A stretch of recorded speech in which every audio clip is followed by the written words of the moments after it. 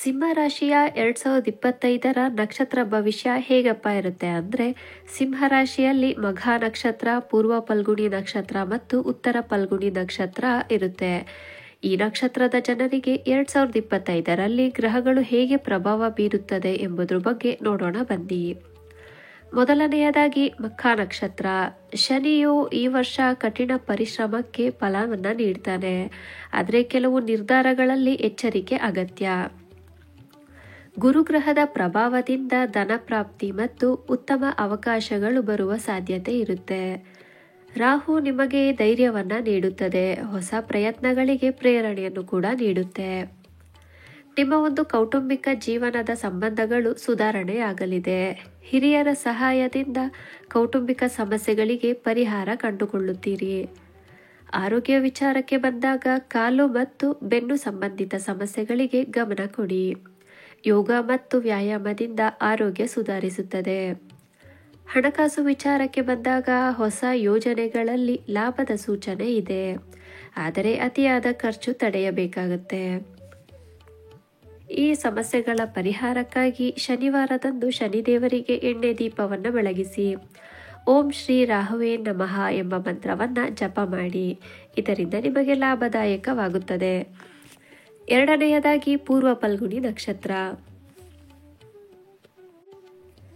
ಪೂರ್ವ ಫಲ್ಗುಣಿ ನಕ್ಷತ್ರದವರ ಮೇಲೆ ಗ್ರಹಗಳ ಪ್ರಭಾವ ಹೇಗಿರುತ್ತೆ ಅಂದರೆ, ಗುರುಗ್ರಹ ಈ ವರ್ಷ ನಿಮಗೆ ಪ್ರಗತಿಗೆ ಅನುಕೂಲಕರ ಶಕ್ತಿಯನ್ನು ನೀಡುತ್ತೆ. ಮಂಗಳನ ಪ್ರಭಾವದಿಂದಾಗಿ ಧೈರ್ಯ ಮತ್ತು ಹೊಸ ಪ್ರಾರಂಭಗಳಿಗೆ ಧೈರ್ಯವನ್ನು ಕೊಡುತ್ತೆ. ಶನಿಯು ನಿಮ್ಮ ಶ್ರಮದ ಫಲವನ್ನು ನೀಡ್ತಾ ಹೋಗುತ್ತೆ, ಆದರೆ ನಿರ್ಧಾರಗಳನ್ನು ತಾಳ್ಮೆಯಿಂದ ತೆಗೆದುಕೊಳ್ಳಿ. ನಿಮ್ಮ ಕೌಟುಂಬಿಕ ಜೀವನದ ಸಂಬಂಧಗಳಲ್ಲಿ ಪ್ರೀತಿ ಮತ್ತು ನಿಷ್ಠೆ ಹೆಚ್ಚಲು ಅವಕಾಶಗಳು ಸಿಗ್ತಾ ಹೋಗುತ್ತೆ. ವೈವಾಹಿಕ ಜೀವನದಲ್ಲಿ ಸಂತೋಷವಿದೆ ಈ ವರ್ಷ. ಆರೋಗ್ಯ ವಿಚಾರಕ್ಕೆ ಬಂದಾಗ ಮನಃಶಾಂತಿ ತುಂಬಲು ಧ್ಯಾನ ಮತ್ತು ಯೋಗ ಮಾಡೋದು ಅಗತ್ಯ. ಹೊಟ್ಟೆಯ ಸಮಸ್ಯೆಗಳಿಗೆ ವಿಶೇಷ ಗಮನವನ್ನು ಕೊಡಿ. ಹಣಕಾಸು ವಿಚಾರಕ್ಕೆ ಬಂದಾಗ ಹೂಡಿಕೆಗಳಲ್ಲಿ ಲಾಭವಾಗುವ ಸಾಧ್ಯತೆ ಹೆಚ್ಚಾಗಿದೆ, ಆದರೆ ತಾವು ಮಾಡಿದ ಪ್ರಯತ್ನವನ್ನು ದೃಷ್ಟಿಯಿಂದ ಪರಿಶೀಲಿಸಿ. ನಿಮ್ಮ ಸಮಸ್ಯೆಗಳ ಪರಿಹಾರಕ್ಕಾಗಿ ಗುರುವಾರದಂದು ದತ್ತಾತ್ರೇಯನ ಪ್ರಾರ್ಥನೆಯನ್ನು ಮಾಡಿ.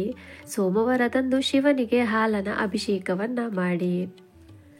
ಇನ್ನು ಕೊನೆಯದಾಗಿ ಉತ್ತರ ಫಲ್ಗುಣಿ ನಕ್ಷತ್ರ ಅಥವಾ ಪುಬ್ಬ ನಕ್ಷತ್ರ. ಈ ನಕ್ಷತ್ರದವರ ಮೇಲೆ ಗ್ರಹಗಳ ಪ್ರಭಾವ ಹೇಗಪ್ಪ ಇರುತ್ತೆ ಅಂತ ಅಂದರೆ, ಶನಿಯು ನಿಮ್ಮ ಶ್ರಮಕ್ಕೆ ಫಲವನ್ನು ನೀಡಲು ದಾರಿ ಮಾಡಿಕೊಡ್ತಾ ಹೋಗ್ತಾನೆ. ಗುರುಗ್ರಹ ಈ ವರ್ಷ ಹೊಸ ಮಾರ್ಗವನ್ನು ತೆರೆದಿಟ್ಟಿರ್ತಾನೆ. ಎಲ್ಲ ಕ್ಷೇತ್ರದಲ್ಲೂ ಹೊಸ ಅವಕಾಶಗಳು ಈ ವರ್ಷ ನಿಮಗೆ ಸಿಗ್ತಾ ಹೋಗುತ್ತೆ. ಸರಿಯಾಗಿ ಬಳಸ್ಕೊಳ್ಳಿ. ರಾಹು ಗ್ರಹವು ನಿಮ್ಮ ಚಿಂತನೆಗಳಲ್ಲಿ ಸ್ಪಷ್ಟತೆಯನ್ನು ತರುತ್ತೆ. ಇನ್ನು ಕೌಟುಂಬಿಕ ಜೀವನದಲ್ಲಿ ನಿಮ್ಮ ಕುಟುಂಬದ ಸದಸ್ಯರೊಂದಿಗೆ ಉತ್ತಮ ಬಾಂಧವ್ಯ ಬೆಳೆಸಲು ಹೆಚ್ಚಿನ ಅವಕಾಶಗಳು ಸಿಗ್ತಾ ಹೋಗುತ್ತೆ. ಆರೋಗ್ಯದ ವಿಚಾರಕ್ಕೆ ಬಂದಾಗ ಈ ವರ್ಷ ಸಾಮಾನ್ಯ ಆರೋಗ್ಯ ಉತ್ತಮವಾಗಿರುತ್ತದೆ, ಆದರೆ ದಿನನಿತ್ಯದ ವ್ಯಾಯಾಮವು ನಿಲ್ಲಿಸಕ್ಕೆ ಹೋಗಬೇಡಿ. ಹಣಕಾಸು ವಿಚಾರಕ್ಕೆ ಬಂದಾಗ ಹಣಕಾಸಿನ ಪರಿಸ್ಥಿತಿಯಲ್ಲಿ ಸುಧಾರಣೆ ಕಂಡುಬರುತ್ತೆ. ಹೊಸ ಆರ್ಥಿಕ ಹೂಡಿಕೆಗಳಿಗೆ ಇದು ಉತ್ತಮ ಸಮಯ ಅಂತಲೇ ಹೇಳ್ಬೋದು. ಪುಬ್ಬ ನಕ್ಷತ್ರದವರ ಸಮಸ್ಯೆಗಳ ಪರಿಹಾರಕ್ಕಾಗಿ ಶನಿವಾರ ಹನುಮಂತ ದೇವರಿಗೆ ದೀಪವನ್ನು ಬೆಳಗಿಸಿ. ಧನ್ಯವಾದಗಳು.